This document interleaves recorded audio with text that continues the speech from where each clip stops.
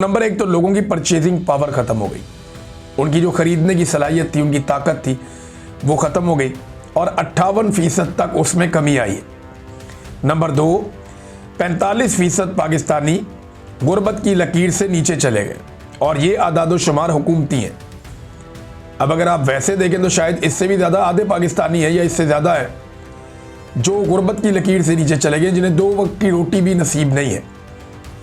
Investment जो है वो 50 साल 51 साल की लोएस्ट पे चली गई है, यानी इतनी कम कभी इन्वेस्टमेंट नहीं हुई 50-51 साल में जितनी सरमायाकारी अब कम हुई है।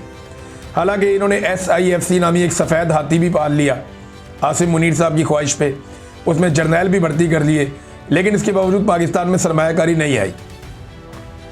अनएम्प्लॉयमेंट जो पाकिस्तान के अंदर एक बेरोज़गारी है वो 21 साल की बदतरीन उसके अंदर इजाफा हुआ है, यानी पिछले 21 साल में इतनी ज़्यादा जो बेरोज़गारी है वो कभी नहीं थी जितनी बेरोज़गारी अब हो गई है पाकिस्तान में। तो ये 4 बड़ी बड़ी चीज़ें जो तबाही फेरी गई। अब नादरीन आप आ जाएं कि हुकूमत ने पहले ही साल के दिन में कौन सी एक और बड़ी कार्रवाई डाली। ये ज़ुरैन निज़ामानी साहब हैं और एक नौजवान है, इन्होंने एक आर्टिकल लिखा, बड़ा ज़बरदस्त आर्टिकल है जिसे एक्सप्रेस ट्रिब्यून में छापा गया।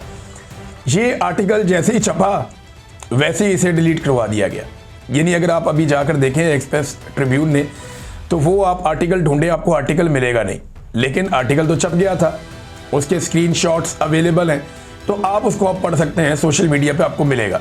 लेकिन इस नौजवान के आर्टिकल को एक्सप्रेस ट्रिब्यून से क्यों डिलीट करवाया गया, और मेरी इत्तला के मुताबिक इसको हुकूमत ने डिलीट नहीं करवाया, इसको मिलिट्री एस्टेब्लिशमेंट ने बाकायदा दबाव डालकर डिलीट करवाया।